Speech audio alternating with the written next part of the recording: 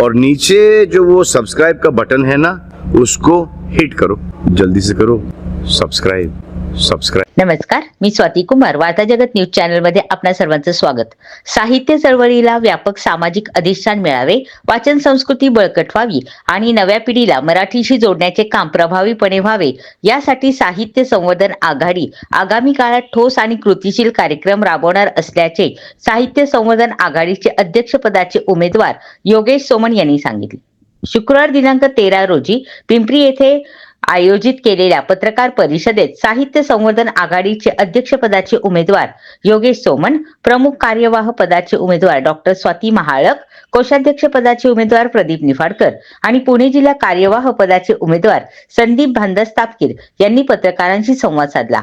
यावेळी महाराष्ट्र साहित्य परिषदेचा संपूर्ण कारभार घटनात्मक चौकटीत पारदर्शक पद्धतीने आणि सदस्याभिमुख पद्धतीने चालवला जाईल, असे योगेश सोमण यांनी सांगितले। प्रमुख कार्यवाह पदाचे उमेदवार डॉक्टर स्वाती महाळक यांनी सांगितले की राज्यभर कार्यरत असलेल्या परिषदेच्या विविध जिल्हा शाखा अधिक सक्षम करण्यासाठी दरवर्षी ठराविक अर्थसहाय्य देण्याचे धोरण राबवले जाईल।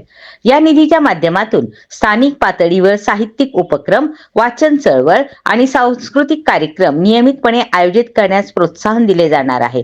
दरवर्षी एका जिल्ह्यात विभागीय साहित्य संमेलन आयोजित करून स्थानिक लेखकांना दर्जेदार लेखनासाठी प्रेरणा देणे आणि त्यांना व्यासपीठ उपलब्ध करून देणे हा महत्त्वाचा मुद्दा आहे। तसेच युवा लेखकांना योग्य दिशा मिळावी यासाठी लेखन कार्यशाळा, संवाद सत्रे आणि मार्गदर्शन शिबिरे शाखांच्या माध्यमातून राबवली जाणार आहेत, असे डॉक्टर स्वाती महाळक यांनी सांगितले।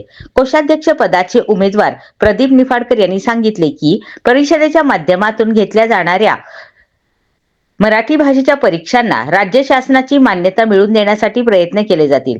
या परीक्षांना विद्यार्थ्यांचा सहभाग वाढावा यासाठी शाळा व महाविद्यालयांशी समन्वय साधण्यात येणार आहे। महाराष्ट्र साहित्य परिषदेच्या वास्तूसाठी अधिक विस्तीर्ण जागा मिळवण्यासाठी राज्य शासनाकडे पाठपुरावा करण्यात येईल। तसेच परिषदेच्या आर्थिक स्वावलंबनासाठी उत्पन्नाचे नवे स्रोत निर्माण करण्यात भर देण्यात आहे। तसेच परिषदेच्या आजीव सदस्यांना ग्रंथ प्रकाशन व अन्य उपक्रमांसाठी सभागृह अत्यल्प शुल्कात उपलब्ध करून देणे आणि साहित्य पत्रिका पुन्हा एकदा मुद्रित स्वरूपात प्रत्येक आजीव सदस्यांपर्यंत पोहोचवण्यात येईल। मराठीला अभिजात भाषेचा दर्जा मिळाल्यानंतर तो सार्थ ठरेल असे कृतीशील कार्यक्रम राबवले जातील, असेही कोषाध्यक्ष पदाचे उमेदवार प्रदीप निफाडकर यांनी स्पष्ट केले। पुणे जिल्हा कार्यवाह गटाचे उमेदवार संदीप भानदास-तापकीर यांनी सांगितले की पुणे पुस्तक महोत्सवाला उदंड प्रतिसाद मिळत आहे। यंदाच्या 100व्या अखिल भारतीय मराठी साहित्य संमेलनाच्या निमित्ताने कार्यक्षेत्रात 100 पुस्तक महोत्सव आयोजित करण्याचे नियोजन जाहीर करण्यात आले। तसेच जिथे मराठी तिथे साहित्य परिषद या संकल्पनेतून जगभरातील मराठी माणसाला मराठीशी जोडण्याचा प्रयत्न केला जाणार आहे।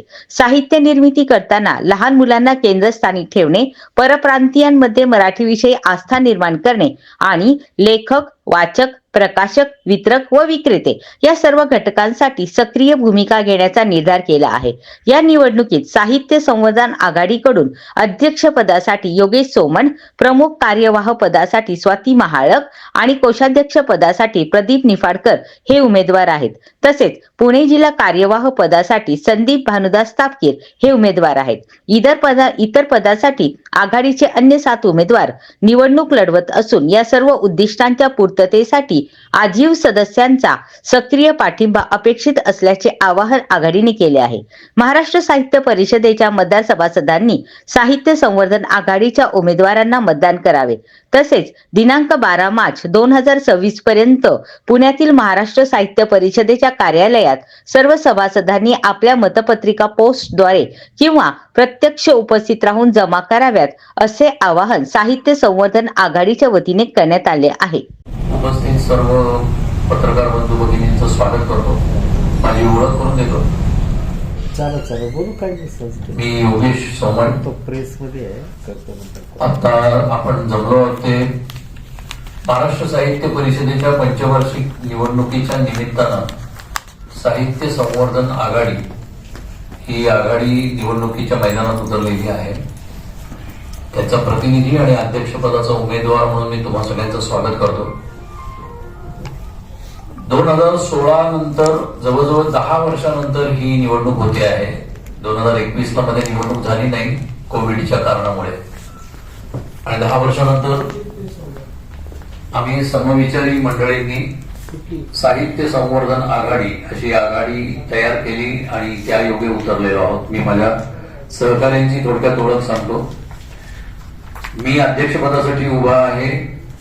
त्याच्यानंतर प्रमुख कार्यवाह पदासाठी डॉक्टर स्वाती महाळंक या फ्रीलान्स जर्नलिस्ट आहेत. आकाशवाणीवरती निवेदिका म्हणून त्यांनी काम केलेलं आहे आणि स्टोरी टेल सारखे जे ई कथाकथनाचे कार्यक्रम असतात त्याच्यामध्येही त्या खूप सहभागी आहेत. कोषाध्यक्ष पदासाठी मराठी गझलकार प्रदीप निफाडकर जे पत्रकार आहेत, आपण सगळे त्यांना ओळखता, ते उभे आहेत. तसंच पुणे जिल्हा प्रतिनिधी म्हणून संदीप तापकीर हे माझे सहकारी, ते आमच्या साहित्य संवर्धन आघाडीकडून उभे आहेत. आमचा जाहीरनामा जो या निवडणुकीसाठी आम्ही साहित्य परिषदेमध्ये निवडून आल्यानंतर काय काम करू पुढील 5 वर्षासाठी, तो आपल्या सगळ्यांच्या समोर आहे. अगदी प्रमुख सांगायचं झालं तर परिषदेचा संपूर्ण कारभार हा अतिशय पारदर्शक आणि सकारात्मक पद्धतीने आम्ही करू इच्छितो. त्याच्यानंतर राज्यात विविध जिल्ह्यामध्ये कार्यरत असलेल्या परिषदेच्या ज्या शाखा आहेत त्या अधिक सक्षम करणं, की त्यांच्या आता आजीव सदस्यत्वाची जी यादी आहे ती यादी अप टू डेट करण्यापासून ते सर्व शाखांची संवाद आणि संपर्क साधून त्या जास्तीत जास्त सक्षम करणं, अशा पद्धतीचं काम हे आमच्याकडून करण्याचा प्रयत्न करणार आहोत. एकूण 20 मुद्दे आम्ही दिलेले आहेत आमच्या जाहीरनाम्यामध्ये, जे आपण वाचू शकता. त्यावर काही प्रश्न असतील तर तेही विचारू शकता. आणि आता 100वे साहित्य संमेलन हे पुण्यामध्ये होणार आहे. सो त्या साहित्य संमेलनाच्या निमित्तानेही काही एक संबंध महाराष्ट्र साहित्य परिषदेचा जे ज्युरिडिक्शन आहे, जवळजवळ 14 जिल्ह्यामध्ये महाराष्ट्र साहित्य परिषदेचे आजीव सदस्य आहेत आणि 122 शाखा कार्यरत आहेत. अशा 122 शाखांमध्ये या साहित्य संमेलनाच्या निमित्ताने 100 पुस्तक प्रदर्शनं किंवा पुस्तक महोत्सव घ्यायचे. जसं पुणे पुस्तक महोत्सव हा आपण गेली 4 वर्ष एक मोठा समारंभ इव्हेंट पुण्यामध्ये अनुभवतो आहोत, तशा धर्तीचे पुस्तक महोत्सव या 122 शाखांमध्ये घ्यायचे असा आमचा मानस आहे. त्यासाठी कोलॅबोरेशन करणं, इतरांबरोबर स्पॉन्सरशिप घेऊन कार्यक्रम करणं, अशा पद्धतीचं काम या संमेलनाच्या निमित्तानं 100व्या संमेलनाचं औचित्य साधून करायचं असा आमचा प्लॅन आहे. ते काही महत्वाचे मुद्दे आहेत पुढील वर्षभर काम करायचे. आणि 6 फेब्रुवारी पासून हे मतपत्रिका यायला सुरुवात झालेली आहे. पिंपरी चिंचवड भागातही पुणे जिल्ह्यातही मतपत्रिका आलेल्या आहेत. ही पोस्टल बॅलेट पद्धतीनं होणारी निवडणूक आहे. आता याच्यामध्ये वरचे पदाधिकारी जे 3 जण आहेत, म्हणजे अध्यक्ष, प्रमुख कार्यवाह आणि कोषाध्यक्ष आणि जिल्हा प्रतिनिधी, हे त्या त्या जिल्ह्याचे तिथल्या आजीव सदस्यांच्या आकड्यानुसार त्यांची संख्या ठरवलेली आहे. तो पुणे जिल्ह्यासाठी 3 प्रतिनिधी आहेत आणि बाकी वेगवेगळ्या ह्याच्यामधूनही त्या त्या जिल्ह्यामधून आणलेले आहेत. अशा पद्धतीची दुहेरी मतदान पद्धती इथे आहे. सो इथल्या लोकांना एकूण 3 अधिक 3 6 मतं द्यायची आहेत. त्याच्यामध्ये 3 पदाधिकारी हे आमचे साहित्य संवर्धन आघाडीचे 3 प्रमुख पदाधिकारी आणि आमचे जिल्हा प्रतिनिधी म्हणून संदीप तापकीर असे निवडणूक लढवत आहेत. मतपत्रिकेवर खुली अशी खूण करून आपल्या निवडीचं मत द्यायचं आहे. तसंच अतिशय महत्वाचं यावेळेला जे बदल केलेले आहेत निवडणूक पद्धतीमध्ये, ते म्हणजे रजिस्टर्ड स्पीड पोस्ट पद्धतीने मतपत्रिका प्रत्येकाच्या घरी येणार आहे. तसंच मतपत्रिका आपल्या पाकिटामध्ये घातल्यानंतर त्याचबरोबर स्वतःच्या ओळखीसाठी पॅन कार्ड किंवा आधार कार्ड हे सेल्फ अटेस्टेड करून सही करून आतमध्ये ठेवायचं आहे आणि पाकिट बंद केल्यानंतर बाहेर तीच सही करायची आहे. म्हणजे थोडक्यात त्याच मतदारांनी ती मतपत्रिका भरायची आहे आणि द्यायची आहे. आणि 12 मार्च पर्यंत संध्याकाळी 5 वाजेस्तोवर टिळक रोडचं जे मध्यवर्ती कार्यालय आहे महाराष्ट्र साहित्य परिषदेचं, तिथे ती पोस्टी करायची आहे. आता ती बाय पोस्ट सुद्धा तुम्ही करू शकता किंवा तुमच्या ओळखीचे विश्वासाचे असे कोणी कार्यकर्ते असतील, नातेवाईक असतील, तर त्यांच्याद्वारे ते हँडपोस्ट केलं तरी चालू शकणार नाही. 12 मार्च पर्यंत पोस्ट करायचं आहे. त्याच्यानंतर मतपोस्टी होईल आणि नवीन कार्यकारिणी कार्यरत होईल. माझं निवेदन इथे थांबवतो आहे. संदीपजींनाही काही बोलायचं असेल तर मी विनंती करतो की संदीपजींनी त्यांची भूमिका थोडक्यात मांडावी. सर्व पत्रकार बंधूंचं मनापासून स्वागत आणि सर्वांना नमस्कार. आता साहित्य संवर्धन आघाडीच्या पदासाठी जे आमच्या आघाडीचे जे अध्यक्षपदाचे उमेदवार आहे, सोमन सरांनी आपल्या पुढे सर्व निवेदन केलेलंच आहे. मतदान प्रक्रिया सुरू झालेली आहे. आता जास्तीत जास्त लोकांनी याच्यात मतदान करणं आवश्यक आहे. अनेक गैरप्रकार या सगळ्या प्रक्रियेत दिसतात. ते थांबवण्यासाठी आम्ही जाणीवपूर्वक प्रयत्न करतो आहोत आणि त्यात यश मिळणं हे आता अनिवार्य झालेलं आहे. अनेक गैरप्रकारांमधला एक प्रकार असा आहे की एक गठ्ठा मतदान हा जो काही प्रकार आहे, तसं पूर्वी आपल्याला सगळ्यांना माहिती, आपण पिंपरी चिंचवडकर आहोत आणि पिंपरी चिंचवडमध्ये ही प्रक्रिया मोठ्या प्रमाणात राबवली जात होती. आजच्या माझ्या माहितीनुसार सुद्धा माझ्या प्रतिस्पर्धी उमेदवारांनी एक गठ्ठा मतपत्रिका गोळा केलेल्या आहेत. तर खरंच हे कुठेतरी चुकीचं आहे. थेट उमेदवारांनी पत्रिका गोळा करणं यावरती माझा स्वतःचा आक्षेप आहे. त्यांच्या विश्वासू कार्यकर्त्यांनी केल्या तर एक वेळेस समजू शकतो, परंतु थेट उमेदवारांनी अशा मतपत्रिका गोळा करू नये असं मला व्यक्तिगतरित्या वाटतं. दुसरा मुद्दा, एकाच व्यक्तीने किती ठिकाणी अर्ज भरायचे, किती पदं उपभोगायची, याला कुठंतरी मर्यादा असणं गरजेचं आहे. इथल्या पिंपरी चिंचवड शाखेच्या अध्यक्षांनीच पुणे जिल्हा प्रतिनिधी पदासाठी अर्ज भरायचा, इथल्याच व्यक्तीने विदर्भ साहित्य संघासाठी अर्ज भरायचा, इथल्याच व्यक्तीने महामंडळासाठी प्रयत्न करायचे. हे सगळं एक व्यक्ती इतक्या सगळ्या पदांवरती कधीच तितक्याच क्षमतेने काम करू शकत नाही.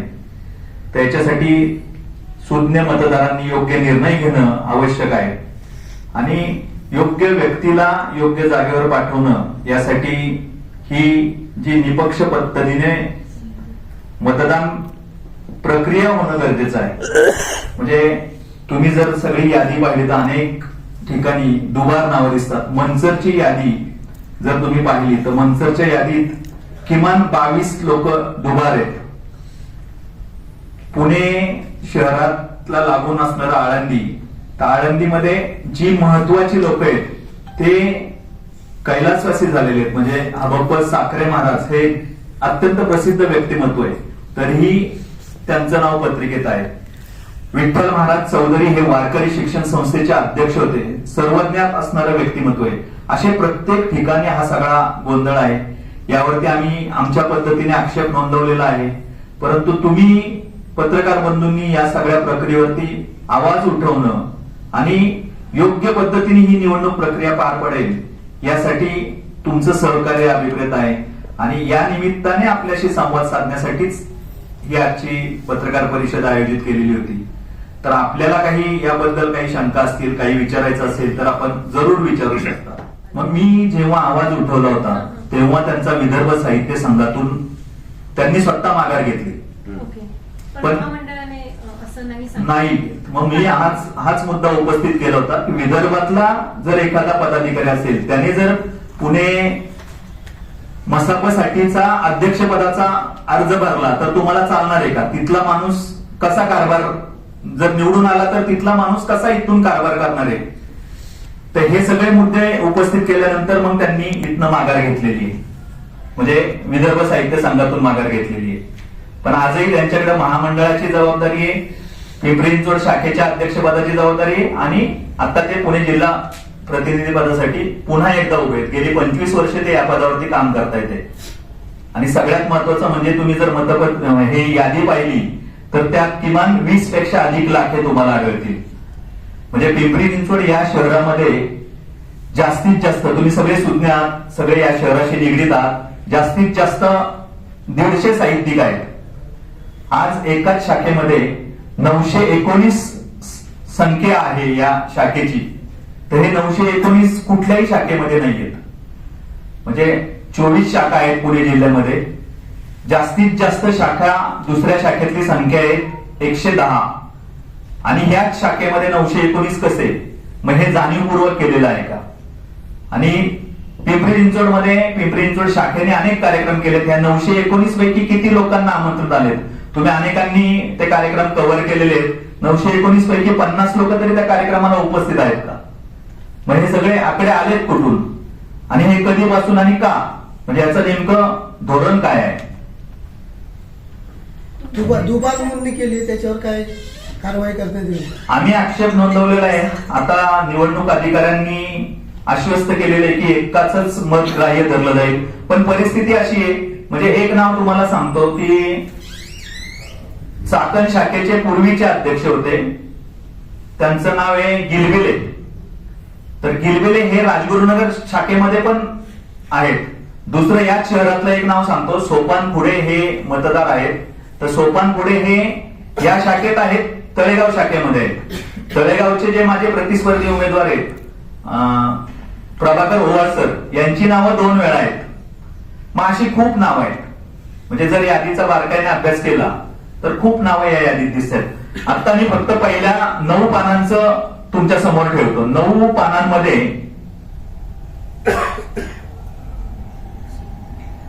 पेटकर रामप्रभू हे नाव 3 वेळा यादीमध्ये. जगताप दादासाहेब हे नाव 3 वेळा यादीमध्ये.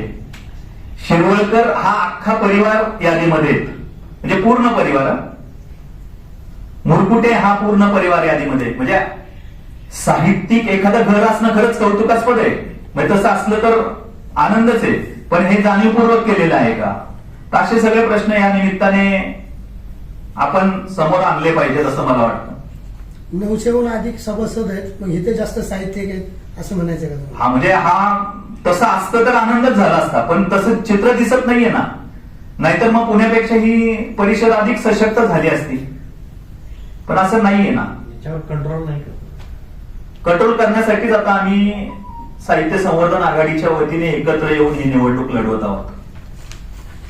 जेव्हा तुमच्याकडे उमेदवार म्हणून म्हणजे तुमच्या संघाकडे मतदार यादी आली असेल, तेव्हा हे सगळ्या गोष्टी समोर आल्यावरती तुम्ही महामंडळाकडे काही आक्षेप नोंदवले का? आणि त्याचं महामंडळाने काय उत्तर दिलं? नोंदवलेल्या आक्षेपावरूनच हे जे नव्याने ही निवडणूक पद्धती पोस्टल बॅलेट मध्ये जी केलेली आहे ते म्हणजे रजिस्टर्ड स्पीड पोस्टनी, म्हणजे मतदाराच्याच हातामध्ये मतपत्रिका पडेल अशी व्यवस्था केलेली आहे. हे 1. नंबर 2, दुबार मतपत्रिकेचा हे होऊ नये म्हणून आधार कार्डची सेल्फ अटेस्टेड झेरॉक्स त्याच्यामध्ये आत टाकणार. आता 2 मतपत्रिका तरीही पडल्या तरी जी पहिली मतपत्रिका हातात येईल आणि नोंदवली जाईल, मतमोजणीच्या वेळेला जी मतपत्रिका येणार आहे त्याची नोंद केली जाणार आहे. कुणी मत टाकले, कुणाला टाकले हा प्रश्न नाही. कुणी टाकले याची रितसर नोंद होणार आहे आणि मगच मतपत्रिका मतमोजणीच्या ट्रेमध्ये टाकली जाणार आहे आणि मग ते पाकिट वेगळं केलं जाणार आहे. त्यानंतर त्याच नावाचं दुसरं पाकिट आलं तर ते बघितलं सुद्धा जाणार नाही, फाडून फेकून दिलं जाणार आहे. त्याचप्रमाणे आता माल प्रॅक्टिस थांबवण्यासाठी आपण हे सगळं केलेलं आहे. त्यामुळे शक्यतोवर आता मयत स्वतःची सही करून आधार कार्ड नक्की टाकणार नाही. त्यामुळे ते आलं. आणि कारण आम्ही यादी पण वेळोवेळी आम्हाला जेव्हा जेव्हा ज्ञात झालेलं आहे ती सगळी यादी आम्ही दिलेली आहे की ही माणसं अमृत आहेत, हे निवर्तलेले आहेत, त्या नावाची आली मतपत्रिका तर ती फेकून दिली जाईल. पण सर 2017ला जेव्हा आमची निवडणूक झाली त्यावेळी हाच घोळ होता. आता ही 5 वर्षांनी हाच घोळ आहे कुठेतरी. माझ्याकडनं मी नेहमी सांगतोय की मी पहिल्या वर्षभरात काय करणार. आम्ही वर्षभराचं कदाचित 1.5 वर्ष सुद्धा जाईल याच्यामध्ये सर्व यादी अपडेट करणं. पत्ते बदललेले असण्यापासून दुबार यादीपासून ते निवर्तलेले जे जे आहेत, जसं आता साखरी महाराज किंवा जे सगळ्या जगाला ज्ञात आहे की ते आता हयात नाही, तर ही सगळी नावं यादीमधनं बाजूला करणं आणि अपडेटेड यादी करणं हे पहिलं काम ऍडमिनिस्ट्रेटिव्ह लेवलचं. बाकी जसं मी सांगितलं की आमची ध्येय आणि वेगळे पण ऍडमिनिस्ट्रेटिव्ह लेवलला सर्व यादी अपडेट करणं, त्यांचे अद्ययावत जे आधार कार्डशी अटॅच असलेले फोन नंबर आहेत, दूरध्वनी क्रमांक आहेत, मोबाईल, ते त्याच्या आपल्या मतदार यादीत देणं हे आमचं पहिलं काम असणार आहे. सर, राज्यामध्ये किती परिषदेच्या शाखा आहेत आणि त्या शाखा सक्षम करण्यासाठी तुम्ही काय करणार आहात? 122च्या आसपास शाखा आहेत, त्याचे 16,600 आणि काही वरती असे आजीव सदस्य आहेत. आणि शाखा सक्षमीकरणासाठी तर सगळ्यात पहिलं महत्वाचं काम आम्ही करणार म्हणजे गेल्या 5-6 वर्षापासून बंद असलेली साहित्य पत्रिका जी आहे की जी डिजिटल आहे असं म्हटलं जातं, पण आपल्या आजीव सदस्यांपैकी सगळेच जण वेबसाईट वरती बघून ते डिजिटल कॉपी वाचतच असतील असं नाही. त्याची हार्ड कॉपी वाचण्याची वर्षानुवर्षाची लोकांना सवय होती, ते त्रैमासिक होतं आणि तो सगळ्यात मोठा संवाद होता शाखेचे आजीव सदस्य आणि मध्यवर्ती कार्यालय. तर तो पहिला सुरू करायचा, पण ते यादी अपडेट झाल्यानंतरच सुरू करणार आहोत, कारण त्याचा पोस्टेजचा खर्च खूप आहे. एकदा यादी अपडेट झाल्यानंतर प्रत्येक पत्त्यावरती 1 किंवा 2 साहित्य पत्रिका जातील. जसं आता यांनी सांगितलं एका घरामध्ये 5-5 जण आहेत, तर त्या 5 जणांना त्या एकाच घरामध्ये साहित्य पत्रिका जायची काही गरज नाही आहे. 5 जणांचं पोस्टेज वाया घालवण्यापेक्षा एकच साहित्य पत्रिका गेली तरी चालू शकतं.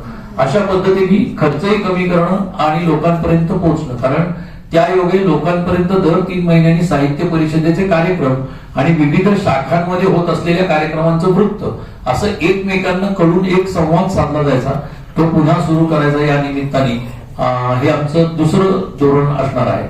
आणि तिसरं, सगळ्यांना समान आणि तटस्थ पद्धतीने संधी, मग ती साहित्य संमेलनांमधल्या कवी कट्ट्यावरच्या विविध कवींना असेल पासून ते परिसंवादामध्ये जे विचारवंत आपलं मत मांडतात ते एका कुठल्या कंपूमध्ये न ठेवता साहित्य परिषदेच्या ज्या शाखा विखुरलेल्या आहेत महाराष्ट्रभरामध्ये, त्या परिषदेच्या शाखांमधील जे विचारवंत अभ्यासक असतील त्यांना त्या त्या पद्धतीने, अर्थातच त्यांची आवेदनं अर्ज आपल्याकडे आलेले असतात आणि त्या लोकशाही पद्धतीने त्यांना समान संधी देण्याचा प्रयत्न आम्ही करणार आहोत.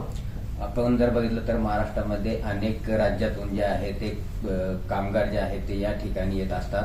तर अशा कामगारांना मराठी प्रति जी आस्था निर्माण करणार आहेत, तर ती कसं, तुमच्याकडे काय आव्हान असणार, म्हणजे ते तुमचं एक आव्हान तुम्ही कसं पेलणार आहे? महाराष्ट्र साहित्य परिषदेच्या उद्देशांमध्ये आणि उद्दिष्टांमध्ये मराठी भाषेचा विकास, त्याचबरोबर मराठी भाषेचा प्रसार आणि प्रचार हा आहेच आहे. त्यानुसार आपल्याकडे खूप चांगल्या पद्धतीने मराठी भाषेचे क्लासेस, आता आपली काही अकॅडमिक संस्था नाहीये, परंतु तरीही ती मराठी भाषेचं कार्य करत असल्यामुळं अशा पद्धतीचे चांगले कोर्सेस सुरू आहेत. ते कोर्सेस शासन मान्य कसे होतील आणि ते लोकांपर्यंत कसे जातील, किंवा विविध शालेय स्तरापासून ते महाविद्यालयीन स्तरापर्यंत, जसं पूर्वी हिंदी भाषेचे वेगवेगळे कोर्सेस आणि हे होते, तसे आता मराठी भाषेचे कसे करता येऊ शकतील. आणि दुसरं की डिजिटलाइज कसे होतील, म्हणजे महाराष्ट्रच नव्हे तर महाराष्ट्राबाहेर अगदी परदेशातल्याही मराठी कुटुंबामधल्या तरुणांना किंवा जे कोणी इच्छित आहेत त्यांच्यापर्यंत मराठी भाषेचे हे कोर्सेस कसे पोहोचवता येतील असा प्रयत्न आपल्याकडनं नक्की होईल. आज तुम्ही जाहीरनामा प्रसिद्ध केलाय, मतदारांना काय आव्हान कराल? मतदारांना आम्ही आव्हान असं करू की एक तर आता मी नेहमी असं म्हणतो की साहित्य हे प्रवाही असलं पाहिजे आणि साहित्यामध्ये बदल अपेक्षित असतात. त्या याच्यामध्ये एका पिढीचं अंतर गेलं तर 10 वर्षानंतर मुळात कार्यकारिणीमध्ये बदल व्हायला पाहिजे असं मला वाटतं, नव्या चांगल्या कामांसाठी. मला त्यांनी काय केलं किंवा काय याच्यावरती माझं ऑब्जेक्शन आणि हे नाहीच आहे. मला आणि आमच्या कार्यकारिणीला काही चांगलं काम करायचं आहे, सकारात्मक काम करायचं आहे, पारदर्शक व्यवहार करायचा आहे. त्यासाठी साहित्य परिषदेच्या कार्यकारिणीमध्ये बदल अत्यावश्यक आहे आणि तुम्ही ही संधी साहित्य संवर्धन आघाडीला दिली पाहिजे असं मला वाटतं. सर, मधल्या काळामध्ये हिंदी ही भाषा करण्यावरून बरंच विचारमंथन झालं, त्याच्यानंतर एक आंदोलन म्हणण्यापेक्षा सोशल मीडियावरती बराच आवाज उठवला, सरकारला तो निर्णय मागे घ्यावा लागला. पण सध्या राज्यात मराठी शाळांची जी एकंदरीत संख्या आहे, मराठी शाळा बंद पडण्याची संख्या आहे, ती सगळी चिंताजनक आहे. तर आता तुम्ही हा जो जाहीर आहे अर्थ तुमच्या मतदारांसाठी केलेला आहे, पण एक मराठी भाषिक लोकांसाठी किंवा खरंच काही लोकांना मराठी शाळांमध्ये घालायचं असतं पण ते उपलब्ध होऊ शकत नाही, तर यासाठी आपण काय करायचा आपला विचार आहे? नाही, आता दोन याच्यात गोंधळ आहे. साहित्य परिषदेचं कार्य हे मराठी सारस्वताच्या बाबतीत आहे. साहित्य, काव्य, नाट्य, ललित याच्या बाबतीतलं कार्य हे साहित्य परिषद करते आणि आपण जे इच्छित आहात ते शासकीय लेवलवरती मराठी भाषेचे किंवा मराठी शाळांची अवस्था, मराठी शाळांमध्ये विद्यार्थी कसे कसे येतील या संदर्भात. आता इंग्रजी शाळेमध्ये जाणाऱ्या विद्यार्थ्यांनाही मराठीची गोडी कशी लागावी यासाठी साहित्य परिषद काम करेल. म्हणजे मग त्या पद्धतीने जी साहित्य परिषद काम करते किंवा कदाचित कथा स्पर्धा असतील, काव्य स्पर्धा असतील, की ती शालेय लेवल पर्यंत नसणार आहे, ती त्याच्या वरती किंवा शालेय स्तरावरती वक्तृत्व स्पर्धा असतील, काही लेखन स्पर्धा असतील. या अशा पद्धतीने मराठीचा प्रचार आणि प्रसार करण्याचं काम हे साहित्य परिषद करते आणि ते नक्की जे आहे त्या उद्दिष्टांमध्ये आपल्याकडे आहेच आहे, आपण ते करतोच आणि ते जास्त चांगल्या पद्धतीने करू. म्हणजे भविष्यामध्ये जर असं काही इंग्रजी शाळांनी जर ठरवलं, म्हणजे आपण सांगू नाही शकत, आणि सीबीएसई आयसीएसई शाळांचं प्रमाण जास्त आहे, जे काही राज्य शासनाचे नियम मान्य करत नाही, तर म्हणजे मी माझ्या हे माझं अज्ञान समजा हवं तर, पण तुम्ही मग त्या केसमध्ये मराठी त्यांनी असावीच यासाठी तुम्ही पुढाकार घेणार आणि तिथे पण मराठी शासकीय लेवलला कंपल्सरी आहेच ना. काही शाळा नाही घेत ना, काही शाळा. मग आता यासाठी साहित्य परिषदेने जास्तीत जास्त शासन दरबारी आपलं गाऱ्हाणं मांडू शकतो. ते गाऱ्हाणं मांडूच ना. विविध संमेलनांमधनं जी ठराव होतात त्याच्यामध्ये प्रत्येक वेळेला आपण हा ठराव मांडतोच ना, किंवा त्या संदर्भातले ठराव असतातच. पण संमेलनाच्या व्यतिरिक्त काही नाही, त्या व्यतिरिक्त जे आपल्याला करता येणं शक्य आहे शासनाकडून आपण करून घेण्यासाठी, म्हणून मराठी भाषेचं जे आहे ते नक्कीच करू आपण. पण ते साहित्य परिषदेचं काम नाहीये, ते शासनाचं काम आहे. आणि सर तुम्ही 100 पुस्तक महोत्सवांचं आयोजन असं विचारलं तर हे कुठल्या कुठल्या परिसरात होणार याबद्दल नाही, हे आता आपण त्या त्या ठिकाणच्या, जसं शाखा सक्षमीकरणासाठी काय करणार, तर हे दोन्ही कोरिलेटेड हे आहे असं मला स्वतःला वाटतं, की ज्या शाखा आपल्याला चांगल्या पद्धतीने ते भरवू शकतील, तिथे वाचक वर्ग वाढेल आणि आहेही, किंवा त्यांचं वर्षभराचं काम काय आहे हे सगळं बघूनच आपल्याला 122 पैकी 100 ठिकाणी करायचं तर सहज आपल्याला बनवू शकेल. काही वेळेला 2-2, आता सोलापूर शहरामध्ये 4 शाखा कार्यरत आहेत, मग त्या एका सोलापूर शहरामध्ये चांगला 2 ते 3 दिवसाचा पुस्तक महोत्सव होऊ शकतो. त्यातला एक दिवस एकेका शाखेने घ्यावा, अशा पद्धतीने काम करता येऊ शकते. सर, शेवटचा प्रश्न आहे की सरांनी सांगितलं की पिंपरी चिंचवडमध्ये 900 सदस्य आहेत, म्हणजे सभासद आहेत, तर हे सभासद करताना काय त्याच्यामध्ये महामंडळाचे काही नियम अटी असतात का? म्हणजे त्यांनी जसं सांगितलंय की ज्या वेळेस ह्या 900 पैकी 20ही नसतात पण नावे मात्र 900चे, तर मग असे काही नियम अटी नाहीयेत का सभासद? नाही, सभासद होण्यासाठी थेट साहित्यिक असला पाहिजे, त्यांची 4 पुस्तकं प्रकाशित असली पाहिजे, किंवा तत्सम साहित्य परिषदेचा आजीव सदस्य होण्यासाठी महामंडळाचे किंवा ज्यांनी कोणी ते नियम केलेले त्या नियमामध्ये असं काहीही अट नाही आहे. साहित्यप्रेमी असावा, वाचक असावा, अशा पद्धतीतच त्याचं हे आहे आणि तसं असायलाही हरकत नाही. त्यामुळे असे कुठले नियम करून हे करता येत नाही, त्यांना डावलता येत नाही. म्हणजे उद्या एखादा असा आला की माझं मराठी भाषेवर प्रेम आहे आणि मला आता याच्या पुढे वाचायचं आहे, तर मला आजीव सदस्य होता येईल का? तर ते होता येणार आहे. म्हणजे वाचकही वाचक मॅक्झिमम वाचकच आहे ते सर. 16,500 साहित्यिक जर महाराष्ट्रामध्ये असते तर मराठीची ही अवस्था झाली नसती ना. गट्टा मतदानाला अडचण, त्याला आता गठ्ठा मतदानाला निवडणूक पद्धतच बदलायला लागणार आहे, त्याला आपण काही करू शकणार नाही. ते निवडणूक पद्धत बदलायची म्हणजे 2 प्रकार आहेत, की एक तर ही पोस्टल बॅलेट पद्धत आपल्याला बदलावी लागेल, पण त्याला घटनेमध्ये बदल करावे लागतील. सदस्य होण्यासाठी काय चार्जेस वगैरे आहे का तुमचं? किती? सदस्य होण्यासाठी 4,000 रुपये असे आजीव सदस्य फी आहे आणि त्यानंतर ते आवेदन त्या शाखेकडे जातं. शाखेकडनं रिकमेंडेशन झाल्यावरती मग मध्यवर्ती शाखा ते करायचं किंवा काय नाही हे कार्यकारिणी ठरवते. म्हणजे आजीवन आहे ते? नाही ना, तेच सांगितलं ना की असं काही क्रायटेरिया नाही, फक्त अजाण असं असू नये, 21 वर्षाच्या पुढचा असावा किंवा हे असावा, स्त्री और पुरुष. पुढच्या जनरेशनसाठी आता मसापचा प्रचार प्रसार करण्यासाठी आता हे वेगवेगळ्या आंतर महाविद्यालयीन स्पर्धा वगैरे होतात, याच्यात कॉलेजमधले युवक युवती बरेचसे असे लेखन कौशल्य बरंचसं म्हणजे कॉलेजचं नाव करण्यासाठी ते खूप स्ट्रगल करतात, पण नंतर कुठं जोडले जात नाही, नंतर जॉबच्या निमित्ताने बाहेर जातात. या लोकांना म्हणजे तरुणांना तरुणींना जोडण्यासाठी असा काही उपक्रम तुम्ही राबवता? त्याच्यासाठी ऑलरेडी उपक्रम आहेत, ते चांगल्या पद्धतीने फक्त राबवणं गरजेचं आहे. ते म्हणजे एकांकिका किंवा लेखन स्पर्धा असणं, त्याच्यानंतर अभिवाचन स्पर्धा असणं, अशा पद्धतीच्या स्पर्धा जो की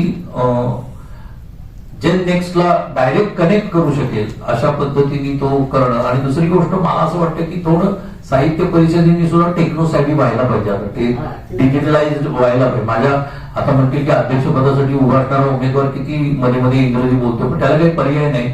तो पटकन हे होण्यासाठी मला याला जोडून एक प्रश्न होता की हल्ली साहित्याच्या प्रचारासाठी तुम्ही जे म्हणतात की तुमचं जे हे आहे स्ट्रक्चर आहे त्यामध्ये तो प्रसार डिजिटलायझेशन थ्रू जर केला तर अधिक जास्त नक्कीच चांगलं पोहोचणार आहे युवकांपर्यंत. नक्कीच. पॉडकास्ट सारखं जास्त साधन किंवा इव्हन चांगले मास्टर क्लासेस ज्याला आपण म्हणतो विशेष मराठी मधल्या याच्यानुसार की ज्यांची व्याख्यानमालांमध्ये त्यांची व्याख्यान असतात तीच मास्टर क्लासेस सारखं आपण महाविद्यालयांशी जोडून घेऊन चांगल्या विषयावर म्हणजे अरुणाताई ढेरेंचा समजा आपण मास्टर क्लास एका विशिष्ट रविवारी लावला किंवा असं केलं तर त्याचा जास्त उपयोग होईल असं मला वाटतं. तसं काहीतरी नक्की करूयात. करायचं खूप आहे म्हणजे भविष्यात आम्हाला ही युट्यूब चॅनल बघायला मिळेल महाराष्ट्र साहित्य नक्की. हे परिषदेचं. खूप छान हे दिलं. पुढच्या माझ्यामध्ये मी युट्यूब चॅनल बद्दल नक्की बोलणार. तुमचा अनुभव तसा मोठा आहे. आता दृश्यामध्ये चांगल्या मोठमोठ्या चित्रपटामध्ये वगैरे काम हो. त्याचा उपयोग होईल. नक्की. सर तुम्ही जे संवर्धन आघाडी आहे याच्यामध्ये 4 उमेदवार दिलेत, तर असे फक्त इतरही आघाडी असेल किंवा हे असेल त्यांच्यामध्ये पण 4 उमेदवार आहेत का इतर आहेत किंवा तुमच्या आघाडीचेच फक्त 4 उमेदवार आहेत? नाही, आता इथं महाराष्ट्रातलं म्हणजे पुणे जिल्हा प्रतिनिधीमध्ये आम्ही 3च्या ऐवजी एकच उमेदवार आमचा दिलेला आहे जो योग्य आहे म्हणून तो एकच उमेदवार आमचा आहे. बाकी आम्ही 3ला 3 नाही आहेत. म्हणजे आता त्यामुळे तिथे म्हणजे बिनविरोध नाही झाली. जर आमचा उमेदवार जर उभा राहिला नसता तर ही निवडणूक जिल्ह्याची बिनविरोध झाली असती. मग फक्त वरच्या पदाधिकाऱ्यांसाठी मत द्यावं लागलं असतं. तर ती बिनविरोध होत नाहीये कारण संदीपजी तिथं उभे आहेत. किती उमेदवार आहेत? टोटल पॅनल मध्ये आता म्हणजे तुमचे 4 आहेत पण इतर त्यांचे 6 आहेत. 6 म्हणजे तुम्ही फक्त 4च दिलेत तुमच्या आम्ही 4च दिले. वरच्या पदाधिकाऱ्याला 3ला 3 आहेत आणि इथे 3च्या ऐवजी आम्ही एकच दिला. ठीक आहे. तुम्ही सर्वजण आलात. हा, एक मिनिट. निवडणूक बिनविरोध व्हावी जिल्ह्याची याच्यासाठी माझ्यावर खूप दबाव आणलेला होता. तर मी माध्यमातून सगळ्यांपुढे तो बोललेलो आहे. ते सगळ्यांनी आपण लोकांपर्यंत नेलेलं आहे. त्यामुळे ही बिनविरोध झालेली नाही. नाहीतर महाराष्ट्रातल्या सगळ्या जिल्ह्यांमधल्या निवडणुका या समितीने अगोदर जे कार्यरत असणाऱ्या आताच्या विद्यमान पदाधिकाऱ्यांनी ह्या सगळ्या जिल्ह्यांच्या निवडणुका बिनविरोध केल्या. फक्त ह्या पुणे जिल्ह्याचीच निवडणूक आहे की त्यांना बिनविरोध करता आली नाही. कारण की कितीही दबाव आणला तरी मी निवडणुकीला उभा राहिलो आणि या साहित्य संवर्धन आघाडीच्या पाठिंब्यामुळे ही निवडणूक बिनविरोध होत नाहीये. तर खूप वेगवेगळ्या पद्धतीने तो दबाव आणला गेलेला होता. प्रलोभनं अनेकांना दाखवण्यात आली होती. मला स्वतःलाही प्रलोभनं दाखवण्यात आली. ही पिंपरी चिंचवड आणि ग्रामीण भागातल्या लोकांसाठी मी खास आज बोलत आहे. म्हणजे आमचा जाहीरनामा तर योगेश सोमनजींनी सगळा सांगितला आणि मी काय करणार आहोत ते सांगणार आहोत. पण तुम्हाला एका वाक्यात जर सांगायचं असेल तर माझं पिंपरी चिंचवड आणि संपूर्ण ग्रामीण भागासाठी आवाहन आहे की खोट्या सह्या करून सत्तेवर येणाऱ्यांना निवडून द्यायचं का प्रामाणिक लोकांना निवडून द्यायचं हे आता ठरवण्याची हीच वेळ आहे. जे खोट्या सह्या करून आता सत्तेवर आलेले आहेत कोण आहेत काय मला माहिती आहे, तुम्हाला माहिती आहे. आणि अधिक तपशील पाहिजे असेल तर तुम्ही माधवी वैद्य यांच्याशी संपर्क साधा. म्हणजे सगळ्यात तुम्हाला तपशील कळेल. तपशिलात मी जात नाही फक्त आता वेळ झालाय म्हणून. पण खोट्या सह्या करून जे सत्तेवर आलेत अशा लोकांना आपण पाठिंबा द्यायचा का प्रामाणिक साहित्यासाठी काहीतरी काम करणाऱ्या लोकांना द्यायचा हे हे संपूर्ण मतदार जेवढे आपले आहेत त्यांनी ठरवायची वेळ आहे. त्यातही पत्रकारांनी ठरवायची वेळ आहे. केवळ शोबाजी केवळ पेपरला आपले रोज फोटो आले पाहिजे याच्यासाठी धडपडणाऱ्यांना मदत करायची का प्रामाणिकपणे आम्ही काम करतोय आमच्या हरक्यांना करायची हे तुम्ही ठरवा. एवढंच मला सांगायचंय. बाकी तर तुम्हाला सगळं सांगितलेलं आहे. स्वाती जाते काय बोलते. योगेश सोमण आणि प्रदीप निफाडकर यांनी पुरेसं सांगितलेलं आहे. पण मला असं वाटतं की प्रत्येकच क्षेत्रामध्ये काही काळानंतर नव्या लोकांना संधी दिली पाहिजे. त्याला कुठलंच क्षेत्र अपवाद नाही. आता मी इथे यातलं एक प्रसिद्ध वाक्य आहे पण ते पुन्हा राजकीय होईल म्हणून मी त्याच्याविषयी काही बोलत नाही. पण संधी मिळाली पाहिजे.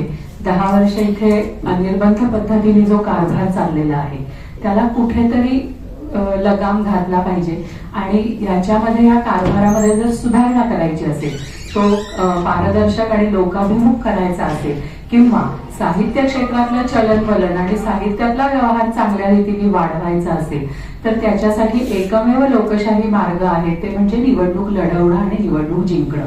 याच्यासाठी आमची साहित्य संवर्धन आघाडी समविचारी लोकांची आहे आणि म्हणून आम्ही यामध्ये उतरलेले आहोत. त्यामुळे प्रदीप निफाडकर म्हणले त्याप्रमाणे आता मतदार असलेल्या लोकांनी, अनेकांना ते मतदार आहेत हेही माहीत नव्हतं.